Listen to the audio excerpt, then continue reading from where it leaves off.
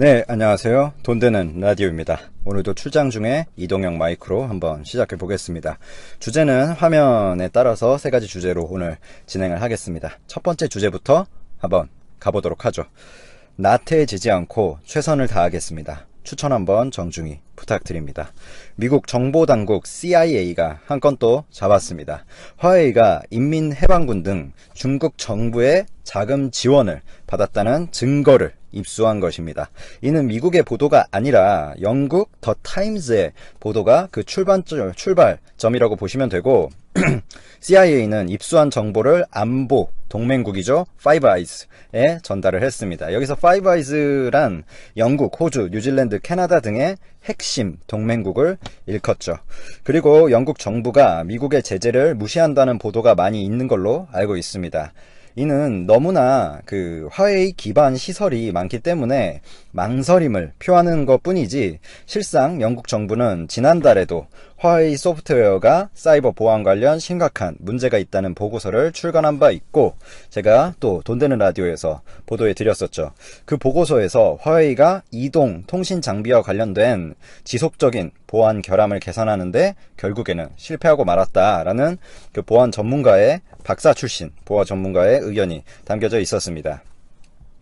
즉 영국도 마음은 의심, 이런 우려, 이런 거는 미국과 같은 마음이지만 이미 깊숙이 침투한 화웨이를 도려내는 데 있어서의 부작용 때문에 망설이고 있는 것이죠. 자, 간단히 정리했으니 두 번째 주제 속도감 있게 또 가보겠습니다.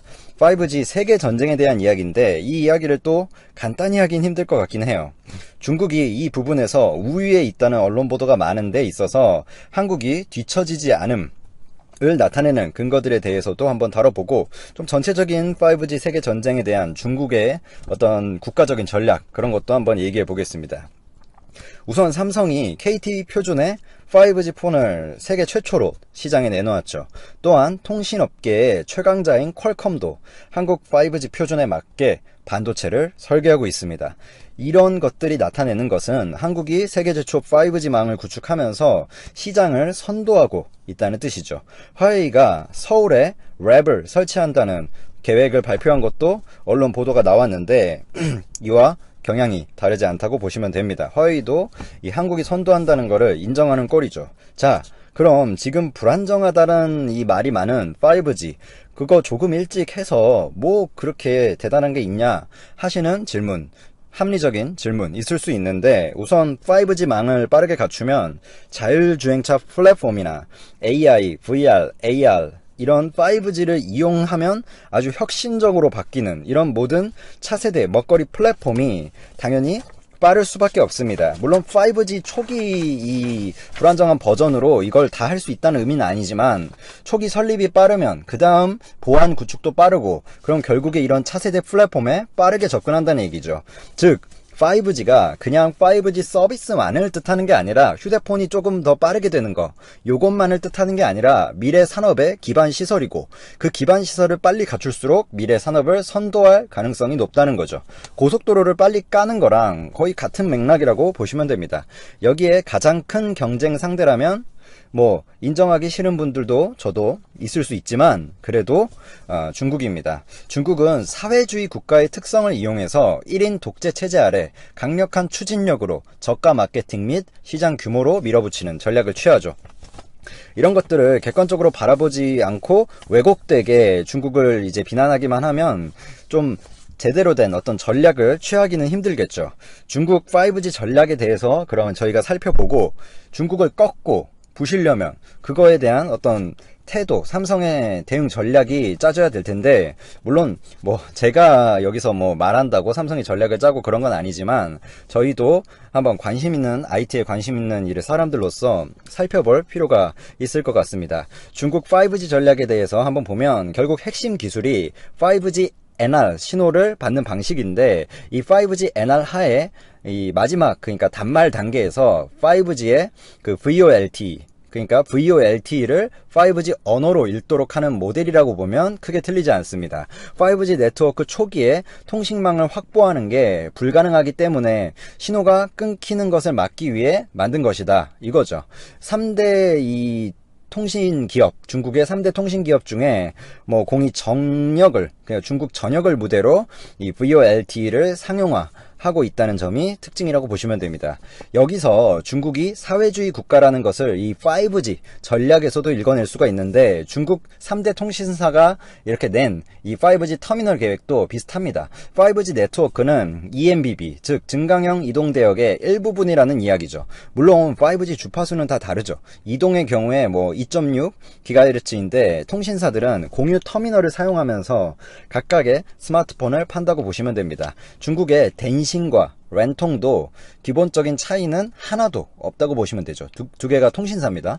주파수 단위만 다를 뿐이지 결국 기본적인 원리는 똑같습니다. 즉 중국 3대 통신사의 5G 계획은 말만 다르지 사실 국가 주도 아래 동일한 체제로 움직이고 있습니다. 관건은 소프트웨어죠. 삼성전자의 통신 설비는 당연히 삼성전자의 소프트웨어를 사용하고 화웨이는 자체 소프트웨어로 운영됩니다. 5G 분야에 참여하는 어떤 기업만큼 이 소프트웨어도 많아질 수밖에 없는 구조죠.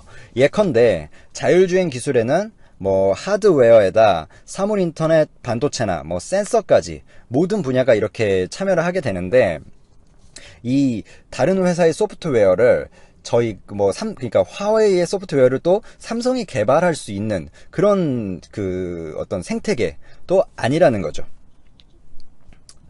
결국 소프트웨어를 통제할 때까지는 국가나 기업 전략도 여기에 상충될 수밖에 없다는 이야기입니다. 이 트럼프 미 대통령이 5G 분야에서 미국 주도 원칙을 이제 밝힌 이유도 그런 거죠. 이 소프트웨어를 중국이 점령을 해가지고 자기 멋대로 할 것에 대해서 어떤 트럼프의 말만 따라 가장 강하고 크고 안전한 네트워크를 만들어라, 이렇게 주문을 하고 있는 거죠.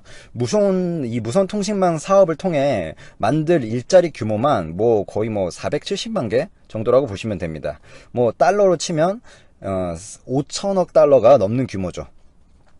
트럼프 행정부의 규모를 얘기하는 겁니다. 트럼프 이 행정부의 무선 통신 주도 정책은 국가 주파수 전략과 그 목표를 같이 한다고 보시면 됩니다. 무선 주파수를 이제 나눠서 5년에 한 번씩 판매를 하면서 부가가치를 올린다는 그런 전략이죠. 정부 기관 등에서 사용하는 이 600MHz의 저주파 대역 경매는 2017년에 이제 이루어졌고, 1.3GHz와 1.7GHz 이 대역에서는 미국이 좀 괜찮게 하고 있는 분야입니다. 미국 의회는 저주파 대역과 100MHz를 2024년 이전에 경매를 또 한다는 계획을 가지고 있죠.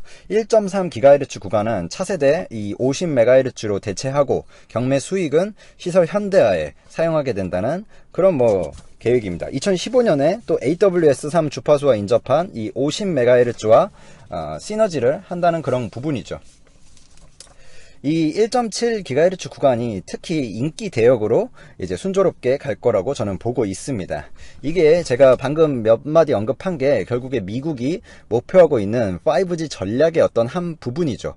이 CTIA, 그러니까 미국 무선통신 인터넷 협회도 올해 보고서에서 미국 네트워크 기술을 거의 세계 1위급이다 이렇게 평가를 하고 있죠.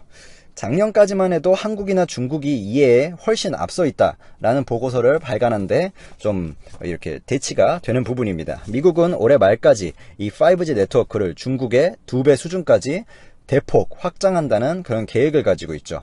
이 중파 대역은 5G의 중요한 주파수입니다. 고용량으로 하면 원거리 통신도 가능해 이제 한국이나 일본, 예를 들어서 스페인, 영국 시장에서도 주목하고 있는 부분이죠. 이 3.5에서 4.2GHz 주파수를 글로벌 표준으로 만들려는 시도를 하는 것도 이런 이유라고 생각하시면 그 이해가 그렇게 어렵지 않으실 거라고 생각됩니다. 중국은 이런 제가 중파라고 말한 이 중간 주파수 대역에서 우위가 있는데, 중국 무선통신 업체들이 전국서 이제 수백 차례 이 5G 실험을 한 결과라고 생각하시면 틀리지 않습니다. 몇 년 전까지만 해도 그러니까 24GHz 이상의 고주파는 밀리미터파잖아요. 이게 통신 대역에서는 거의 쓸 수 없는 대역이다 이렇게 사용하는 게 정설이라고 보시면 돼요. 근데 이런 혁신적인 어떤 기술 개발이 이런 어려움도 해결했다 이렇게 보시면 되죠. 여기 이외에도 제가 미국 시장 그리고 중국 시장 위주로 얘기를 하긴 했는데, 이외에도 하고 싶은 이야기가 많지만 다음 주제 또 이야기를 해야 되니까 다른 라디오에서 이어가 보도록 하겠습니다. 마지막 주제 가보죠. 시간이 꽤 갔으니 좀 간단하게 정리를 하겠습니다. 이 건은 삼성중공업의 1조 원 규모의 FPSO 건조계약 체결 건인데, 이게 올해 세계 조선업계, 올해를 기준으로요, 세계 조선업계 최초의 해양 플랜트 수주입니다. 이 중공업 회사로만 봐도 2년 만에 첫 수주라고 보시면 됩니다. 이번 건은 인도 에너지 기업 릴라이언스의 MJ 프로젝트에 투입되는 건인데, 릴라이언스가 인도, 동해, 이 심해에 삼성이 건조한 이 FPSO를 설치하게 되는 그런 건입니다. 해양 플랜트가 사실 좀 우리나라의 어떤 강점 중에 하나인데 좀 암울했죠. 국내 빅3 중에 2개사가 지난해 단 한 건의 해양 플랜트 수주밖에 올리지 못했음 만큼 상황이 안 좋았습니다. 이는 유가와 결국 연계가 된다는 걸 다들 아실 텐데요. 지난 10월 기점으로 유가가 하락하면서 이런 상황이 벌어진 거죠. 그리고 이번 삼성중공업의 수주가 의미 있는 것은 유가 반등 시점에서 또 이루어졌다는 측면에서 의미가 깊습니다. 1월에 한 53달러 수준이었던 국제 기준 유가는 지금 70달러를 넘기고 있어서 그동안 연기됐던 이런 해양 플랜트 건들에 대해서도 개인적으로 기대가 있습니다. 하고 싶은 말이 또 더 있지만 라디오 길이도 좀 길어졌고 유가 상황을 좀 더 지켜보면서 이야기를 덧붙여 가는 것도 재미도 있고 늦지도 않을 것 같아서 그렇게 한번 진행해 보겠습니다. 추천 한번 정중히 부탁드리면서 오늘도 마무리하겠습니다. 열심히 하겠습니다. 감사합니다.